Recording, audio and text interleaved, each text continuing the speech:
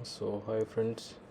इस वीडियो में आपको वियतनाम वीज़ा के बारे में बताऊंगा। रिसेंटली हमने वियतनाम ट्रैवल किया था, तो हम लोगों ने वीज़ा का कैसे प्रोसेस किया था मैं आपको बताता हूँ। तो आप कोई किसी एजेंट के थ्रू जाने की ज़रूरत नहीं है, बहुत आसान है। आप ऑनलाइन गूगल पर जाके अप्लाई कर सकते हैं। तो ये यूआरएल है जो वीडियो में दिख रहा है, इस पर आप जाएंगे, क्लिक करेंगे तो आपका नेशनल वेब पोर्टल खुल जाएगा इमिग्रेशन का, वियतनाम वीज़ा। फिर उसके बाद ये आप देख सकते हैं, इसमें बहुत सारे टर्म्स एंड कंडीशन और इन्फॉर्मेशन है, तो आप सारी रीड कर सकते हो। वीज़ा के लिए आपको पासपोर्ट चाहिए, स्कैंड फर्स्ट फ्रंट की, और उसके बाद फ़ोटो चाहिए। तो वो अभी चीज़ें मैं आपको बताता हूँ। और $25 की लगभग की फ़ी लगती है। तो ये आप $25 की फ़ी लगती है। और मल्टीपल एंट्री का वीज़ा चाहिए तो आप $50 में अप्लाई कर सकते हो। अगर जब वहाँ से कंबोडिया या लाओस जा रहे हो तो आप मल्टीपल एंट्री वीज़ा ले सकते हो। उसके अलावा ये टर्म्स एंड कंडीशन है, कुछ इलेक्ट्रॉनिक वीज़ा की, तो ये आप पढ़ सकते हैं यहाँ से, रूल्स एंड रेगुलेशन वगैरह और कुछ नोट्स वगैरह। तो कुछ इतना हार्ड एंड फास्ट वीज़ा नहीं है, बहुत ही ईजी सा वीज़ा है। तो वियतनाम ई वीज़ा है, यहाँ पे आप अप्लाई वीज़ा पे क्लिक करेंगे। फिर उसके बाद ये आपको डिक्लेरेशन दिखाएगा, ये आप लोग पढ़ लेना है, इसमें ऐसा कुछ नहीं है। ये इंग्लिश और वियतनामीज़ दोनों लैंग्वेजेस में है। Applicant must declare sufficiently accurately and honestly all the information and this. तो ऑब्वियसली भी हम लोग सारी करेक्ट इन्फॉर्मेशन फिल करेंगे। ओके ओके क्लिक करके नेक्स्ट कर दें। फिर उसके बाद इस पेज पे आ जाते हैं। यहाँ पे अपनी आप एक फ़ोटो चूज़ करेंगे। फ़ोटो वाइट बैकग्राउंड में होनी चाहिए।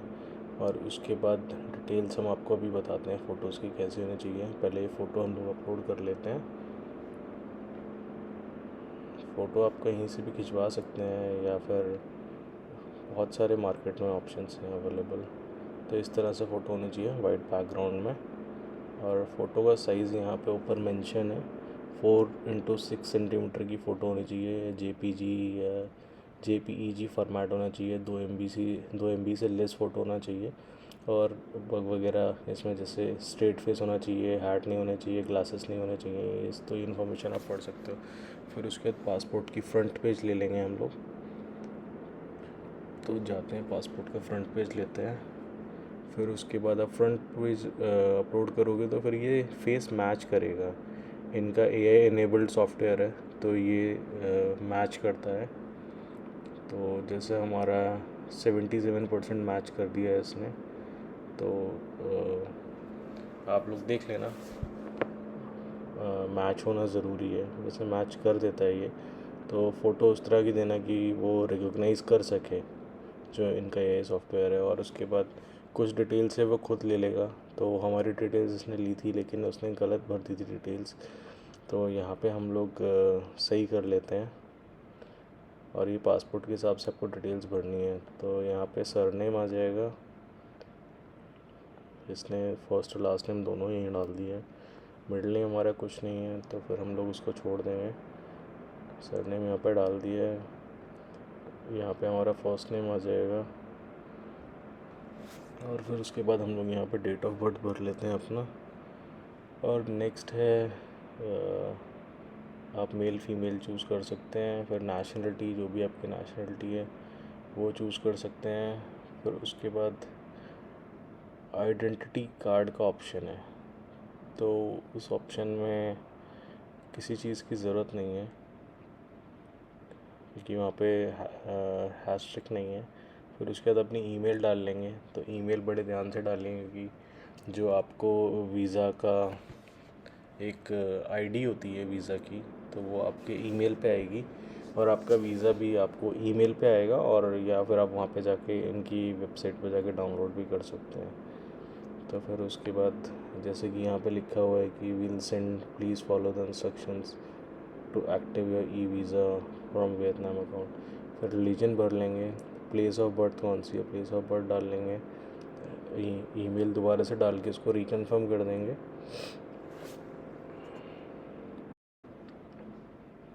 फिर उसके बाद नेक्स्ट ऑप्शन पे आ जाएंगे, have you ever used other passport in to Vietnam. अगर इससे पहले आप गए हैं वियतनाम और कोई पासपोर्ट यूज़ किया है या आपके पास मल्टीपल नेशनलिटी है, जो भी है, तो आप डिक्लेयर कर सकते हो। तो हमारे पास ऐसा कुछ नहीं है, तो हमने नो नो नो पे कर दिया सब कुछ क्लिक।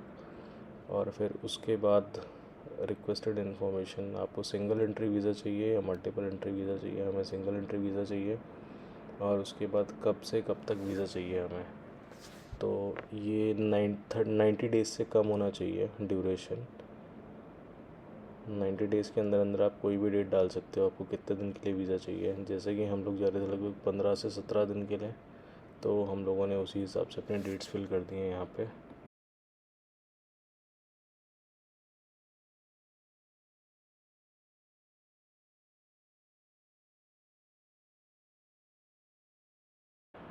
तो डेट्स फिल करने के बाद फिर आप नेक्स्ट सेक्शन में आ जाएंगे जहाँ पे पासपोर्ट इन्फॉर्मेशन मांग रहे हैं। तो पासपोर्ट नंबर डालेंगे अपना, issuing authority, place of issue जहाँ पे हुआ था। तो जैसे हमारा दिल्ली है तो हमने दिल्ली डाल दिया। फिर उसके बाद कौन सा पासपोर्ट है आपके पास, ऑर्डिनरी है, डिप्लोमेटिक है, जो भी पासपोर्ट है, तो आप वो पासपोर्ट वो इन्फॉर्मेशन वहाँ पे फ़िल कर सकते हैं। तो हमने वो फ़िल कर दिया। फिर उसके बाद डेट ऑफ इशू का है, कब आपका पासपोर्ट इशू हुआ था, तो वो फिल करना है। उसके बाद पासपोर्ट की एक्सपायरी डेट, ये बहुत इम्पॉर्टेंट है। वियतनाम वीज़ा के लिए आपको कम से कम 6 महीने की वैलिडिटी चाहिए पासपोर्ट की एक्सपायरी की। तो अगर जो उससे कम हो तो फिर अपना पासपोर्ट पहले रिन्यू करा लें, नहीं तो फिर वीज़ा रिजेक्शन होने के चांसेस का रिजेक्ट ही हो जाएगा वीज़ा। फिर उसके बाद कॉन्टैक्ट इन्फॉर्मेशन, यहाँ पे आप अपने घर वालों की इन्फॉर्मेशन डाल सकते हैं। वैसे एज सच कोई ज़रूरत नहीं होती, वो लोग चेक नहीं करते, बट ऐसे ही लेते हैं वो बस ये इन्फॉर्मेशन।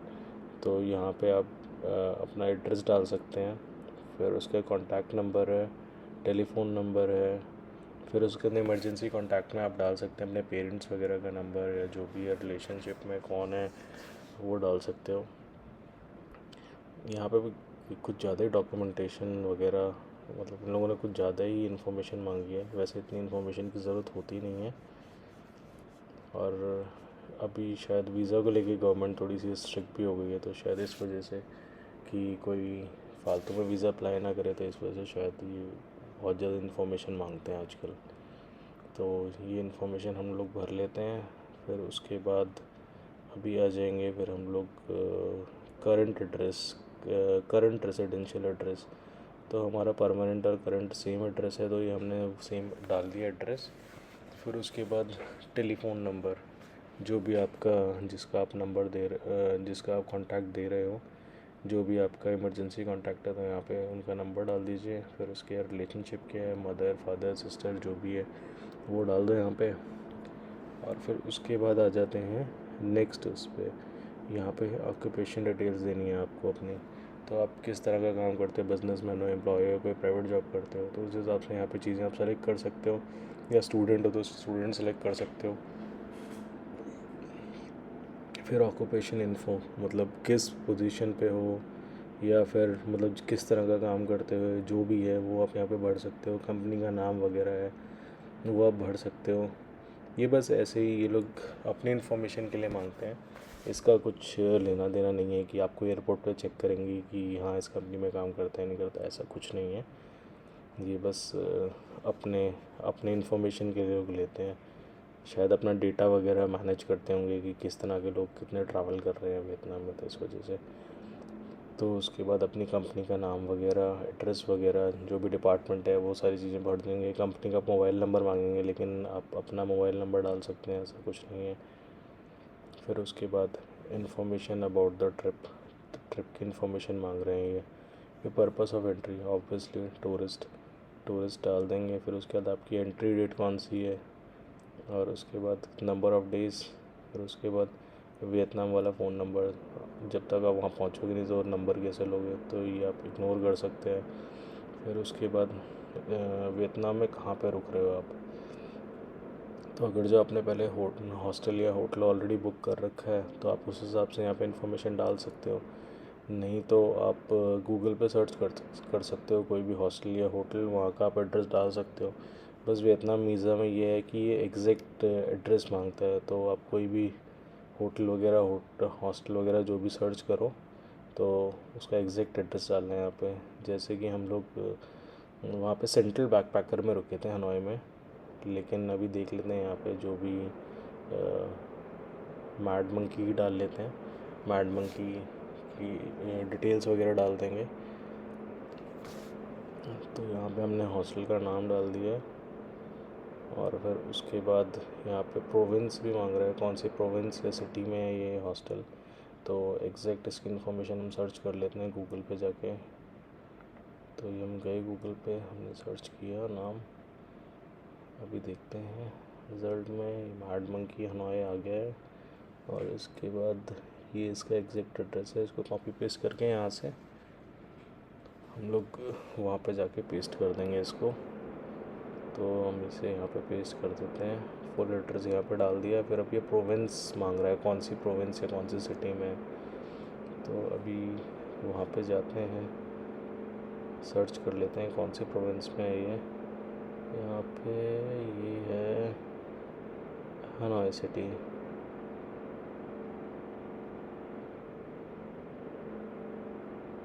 हनोई सिटी हमने डाल दिया। फिर डिस्ट्रिक्ट कौन सा है, इसमें डिस्ट्रिक्ट भी अभी डालना पड़ेगा। तो डिस्ट्रिक्ट देख लेते हैं यहाँ पे कौन सा है, ये वाला डिस्ट्रिक्ट है। कॉपी पेस्ट करके फिर हम यहाँ डाल लेते हैं। तो यहाँ पे कॉपी पेस्ट का थोड़ा सा इशू है, कॉपी पेस्ट हो नहीं रहा है। तो आप यहाँ से सेलेक्ट करके डाल सकते हैं। फिर यहाँ पे वार्ड नंबर, कुछ ज़्यादा ही एग्जैक्ट डिटेल्स मांगता है यहाँ पे। तो फिर यहाँ से ये भी कॉपी कर लेते हैं, हम लोग याद कर लेते हैं क्योंकि वहाँ पे जाके टाइप ही करना पड़ेगा। तो आ गया, ये वार्ड डाल दिया हमने। बॉर्डर गेट, हाँ ये बहुत इंपॉर्टेंट है कि आप कौन से एयरपोर्ट से एंट्री कर रहे हो, क्योंकि अगर जो आपने गलत डाला तो वो बिल्कुल एंट्री नहीं करने देंगे। तो हम लोग हनोई से एंट्री कर रहे हैं, तो हम लोग हनोई के एयरपोर्ट का नाम डाल देते हैं यहाँ पे, हनोई का जो एयरपोर्ट है। तो सर्च कर लेते हैं, हमें भी याद नहीं हनोई एयरपोर्ट का नाम क्या है। तो अभी सर्च करते हैं हनोई एयरपोर्ट, नोए बाय इंटरनेशनल एयरपोर्ट। तो ठीक है, ये वाला एयरपोर्ट हम लोग यहाँ पे सेलेक्ट कर लेते हैं।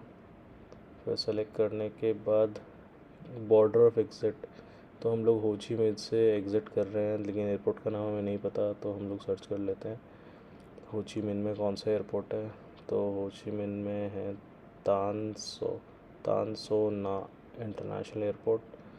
तो यहाँ पे डाल देते हैं हम लोग एग्ज़िट वाली लोकेशन पे। फिर उसके बाद टेम्परेरी रेजिडेंस ये आपको डिक्लेरेशन करना है जो भी है। फिर उसके बाद ये हमारे वियतनामीज़ रूल्स एंड रेगुलेशन है, तो ये आप पढ़ सकते हैं जो भी है।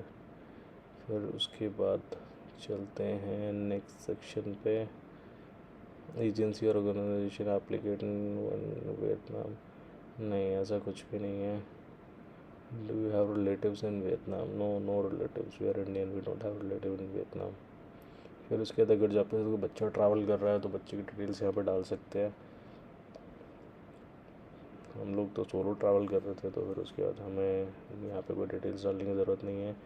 फिर उसके बाद आ जाते हैं नेक्स्ट उस पर, ट्रिप एक्सपेंसेस और इंश्योरेंस। तो यहाँ पे एक्सपेंसेस लाख सवा लाख के लगभग तो होगा, तो डाल देते $2000 के लगभग। इंश्योरेंस वैसे हमने लिया नहीं है, लेकिन डाल देते हैं यहाँ पे। एयरपोर्ट पे किसी ने कुछ नहीं चेक किया था इंश्योरेंस का, बस वीज़ा देखा और स्टैंपिंग मिल गई हमें, ऐसा कुछ नहीं होता है। फिर उसके बाद ट्रिप कवर कौन करेगा, खुद कवर करेंगे। पेमेंट वहाँ पे जाके कैश में करेंगे। और उसके बाद अगर जब करेंसी चेंज कराओ तो भाई इंडिया से मत कराना, यहाँ पे बहुत ही ज़्यादा एक्सपेंसिव है वहाँ की करेंसी, क्योंकि इंडिया में ट्रेडेबल नहीं है। तो यही रहे बेस्ट, यही कहूँगा कि वो आप इंडिया से कोई ट्रैवल कार्ड ले लो या फिर अपने एटीएम कार्ड से वहाँ पे विड्रॉ करो, अच्छा खासा रेट मिल जाता है। या फिर अगर जो यहाँ से लेके ही जाना है फॉर सिक्योरिटी, तो आप डॉलर्स ले जाओ या यूरो ले जाओ, वहाँ पे जाके एक्सचेंज करा लो। तो इस पेज पे आ जाते हैं, आके सारी इन्फॉर्मेशन डबल चेक कर लेते हैं सही है। तो ये ठीक है सारी चीज़ें। फिर उसके बाद हम लोग आ जाते हैं नेक्स्ट पेज पे। ठीक है, तो हमने सारी इन्फॉर्मेशन डबल चेक कर लिया। अच्छा, यहाँ पे सिक्योरिटी कोड डालना है, तो सिक्योरिटी कोड हम डाल लेते हैं। फिर उसके बाद हम चलते हैं अब नेक्स्ट पे। तो ये डिक्लेरेशन दिखा रहा है कि ये हमारा इलेक्ट्रॉनिक डॉक्यूमेंट कोड है, ईमेल ये है, ये सारी चीज़ें वेरीफाई कर लो। हमने वेरीफाई कर ली है, तो अब कर देते हैं क्लिक। फिर उसके बाद यहाँ पे ये पेमेंट इन्फॉर्मेशन आ गया, ये सारी डिटेल्स आ गई, पे अमाउंट आ गया 25 USD। यहाँ पे टर्म्स एंड कंडीशन है कि अगर जो इन्फॉर्मेशन गलत होती है या कुछ भी हमारी तरफ से गलती होती है तो वीज़ा रिजेक्ट हो जाएगा और ये लोग पेमेंट रिफ़ंड नहीं करेंगे। और बाकी इन्फॉर्मेशन आप देख सकते हो यहाँ पे। The immigration department resume 2 separate applicants include, हाँ वही लिखा है कि नॉन रिफंडेबल रहेगा। फिर उसके बाद आप एग्री टू पे क्लिक कर सकते हैं। फिर उसके बाद पेमेंट ऑप्शन पे, तो आप क्रेडिट कार्ड यूज़ करें या फिर मास्टर कार्ड है वो यूज़ करें पेमेंट के लिए, तो उससे पेमेंट हो जाती है। लेकिन वीज़ा से मैंने काफ़ी बार ट्राई किया था पहले, लेकिन वीज़ा से हो नहीं रही थी पेमेंट, क्योंकि वो इंटरनेशनली ऑथराइज नहीं था। तो फिर उसके बाद आई एग्री, पेमेंट पेज पर चले जाते हैं। फिर उसके बाद यहाँ पे आप पे बाय ATM कार्ड या pay by visa, master, JCB, MX card, तो ये पे बाय ATM कार्ड ये बस वहाँ के लोकल कार्ड चलते हैं यहाँ पे, या हो सकता है साउथ एशियन कंट्रीज़ में ये सारे कार्ड होते हैं, हमें तो उसके बारे में पता नहीं है। तो फिर यहाँ पे हम लोग देख लेते हैं, अपना मास्टर कार्ड सेलेक्ट कर लेते हैं। इसमें वीज़ा दिखा रहा है लेकिन वीज़ा से पेमेंट होती नहीं है, इंटरनेशनल पेमेंट है, तो आपको मास्टर कार्ड ही चाहिए। इसमें OTP नहीं मांगता, वो डायरेक्ट ट्रांजेक्शन हो जाती है। तो यहाँ पे सारी डिटेल्स डाल के वो शायद 50 या 60 रुपीज़ के लगभग चार्जेस लेता है ऊपर से, क्योंकि इंटरनेशनल रेमिटेंस चार्जेस होता है, क्योंकि डॉलर्स में पेमेंट जाती है। तो वो आप पे कर सकते हैं और फिर उसके बाद बस ओके क्लिक कर दें, पेमेंट आपकी हो जाएगी। तो जैसे कि हम लोग ये आपको बताने के लिए आप लोगों को बताने के लिए ये कर रहे हैं, तो हम लोग इसमें पेमेंट डिटेल्स नहीं डालेंगे, क्योंकि हमने वीज़ा ऑलरेडी अप्लाई किया था, हम वियतनाम होके आ चुके हैं। तो आप ऐसे डिटेल्स डाल के पे क्लिक करेंगे, ये पे हो जाएगा। तो चलते हैं अब आगे कि यहाँ पे पेमेंट हो जाएगी। फिर उसके बाद आपको ईमेल पे एक नोटिफिकेशन आ जाएगा, तो उसमें आपका इलेक्ट्रॉनिक वो होगा, इलेक्ट्रॉनिक नंबर होगा, और उसके बाद आप वो इलेक्ट्रॉनिक नंबर से अपना वीज़ा एक्सेस कर सकते हैं, जैसे कि आप ये ईमेल पे देख सकते हो इस तरीके से। फिर उसके बाद वो इलेक्ट्रॉनिक नंबर आप ऐसे वियतनाम की वेबसाइट पे जाके सर्च वाला ऑप्शन ऊपर है वहाँ पे क्लिक करेंगे। वहाँ पे जाके यहाँ पे अपना वीज़ा एप्लीकेशन नंबर डालेंगे, ईमेल डालेंगे, डेट ऑफ बर्थ डालेंगे और ये सिक्योरिटी कोड डाल के सर्च करोगे तो यहाँ पे आ जाएगा। फिर उसके बाद 3 दिन में आपका वीज़ा अप्रूव हो जाएगा और आप यहाँ पे आके अपना वीज़ा डाउनलोड कर सकते हो। वो लोग ईमेल पे भी वीज़ा सेंड कर देते हैं।